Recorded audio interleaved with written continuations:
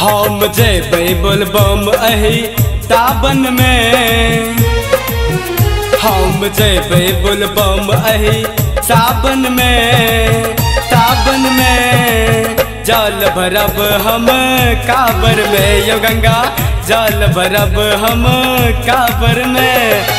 बोलबम बोलबम के नारा लगावत बाबा बैजूनाथ के गुणगान गावत भले पागल कांवरिया शिव के भजन में, भजन में जल भरब हम कांवर में यो गंगा, जल भरब हम कांवर में।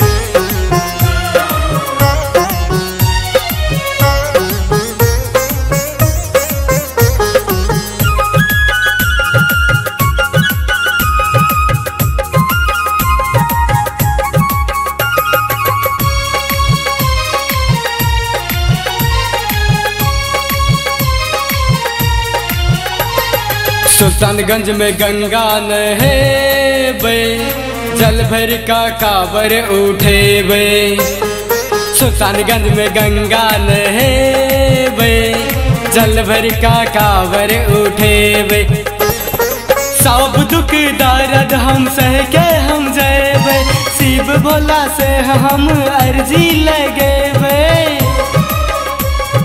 कांवर के हरदम जतन हम करबै, बाबा भोलेनाथ के भजन हम करबै। भोला पार लगते सब भगतन के, भगतन के जल भरब हम कांवर में यो गंगा, जल भरब हम कांवर में।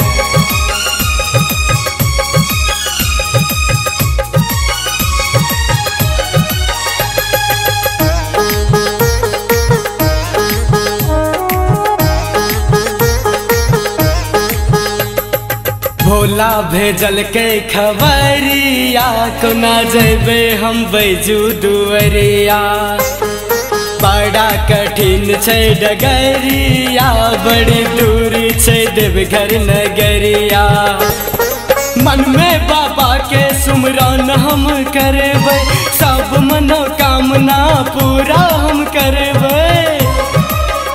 हम जल चढ़बै के चरणन में, चरणन में जल भरब हम कांवर में गंगा, जल भरब हम कांवर में, जल भरब हम कांवर में गंगा, जल भरब हम कांवर में, जल भरब हम